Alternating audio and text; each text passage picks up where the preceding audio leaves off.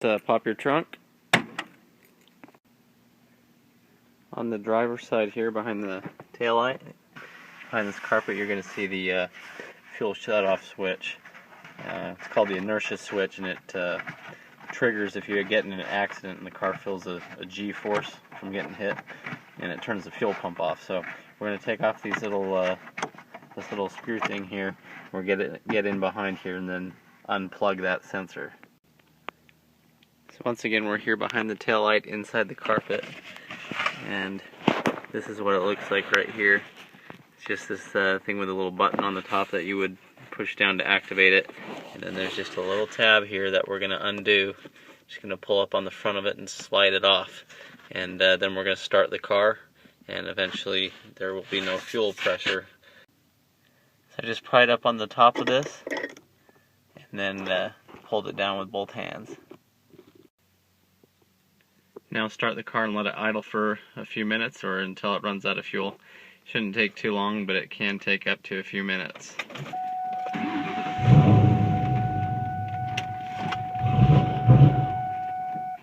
There we go.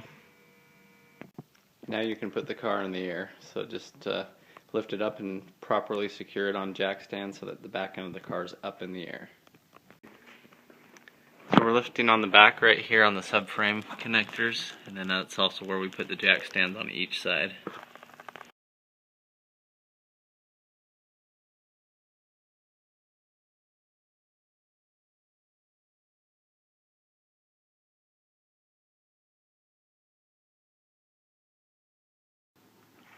Now we're going after the fuel filter. So this is the fuel filter right here, and first thing we're going to do is take off these tabs.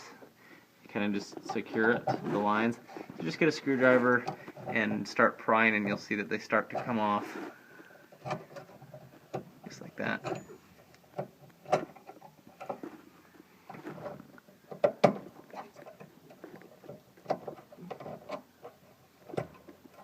And they just kind of hang there out of the way.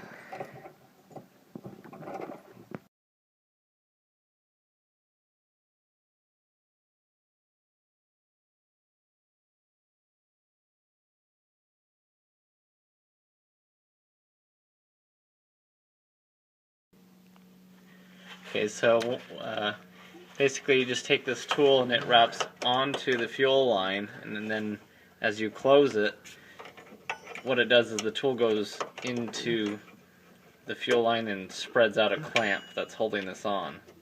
And so then you'll be able to pull the hose off.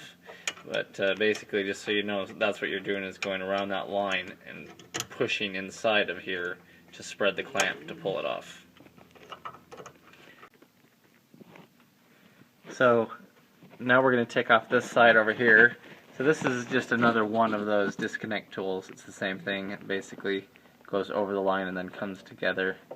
And so that's what we're doing here, just putting it over the line and then pushing it into this connector. So as it goes in, it spreads a clip, and then you can pull the line off.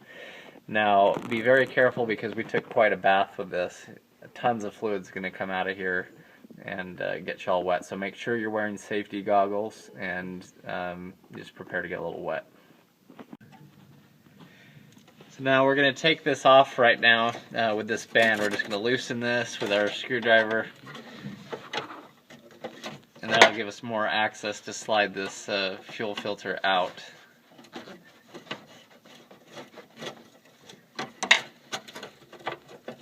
So basically the fuel filter is sitting inside of a bracket here, and once you get it loose,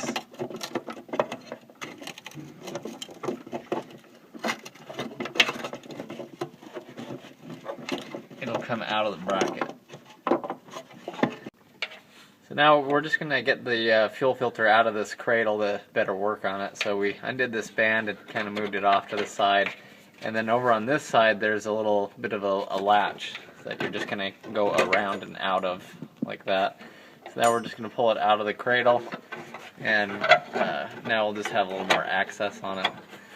So as you see, we have our fuel disconnect line tool back on here, and we're just going to push it up into this line like so, and then pull the fuel line off of the filter. Okay, so then you just pull the lines off, and this is the fuel filter right here. And so we're just going to throw it away and put the new one in. So here's the new fuel filter, Ford product, and there's the part number if you want it. So FG986 Bravo. And so we'll just put this on. So there's an arrow on here that indicates the direction of flow, right there. And this canister part's going to clip into that bracket, so that'll also help you know which way it goes. Okay, so I just slid the filter back into its little cradle here, and remember the tab on this side comes up around and it's kind of pushed on this side of the filter there. So now I'll just tighten down this ground strap and connect both of these fuel line fittings back on. So on these clips there's kind of like a little hook, so just make sure it gets down in there, going over the fuel line, and then you just push the other part back on. And then on that side, do it on this side too.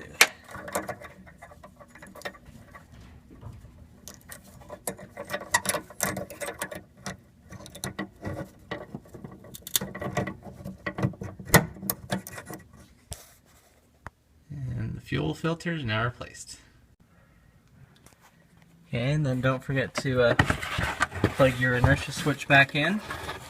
Otherwise you'll wonder why the car doesn't start. Okay, make sure the button is down too, because when you get in an accident that's what pops up, cuts the fuel off. Okay, now the real test. Turn the key and listen for that pump to come on. There it is.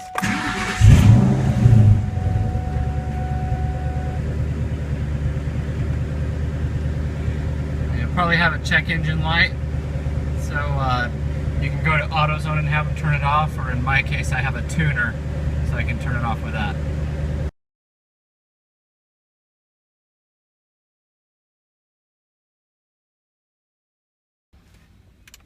So the codes that are going to come up are going to represent that unplugging of the inertia switch, and so if you go to read them you're going to see that it's the fuel pump driver module, which is a little box that's in there that goes near that inertia switch, so it's reading that it's not getting fuel. So you just go through, and the other one that came up was a lack of HO2's switch sensor. So anyway, just clear those two codes out, have AutoZone do it if you don't have a tuner, and you'll be good.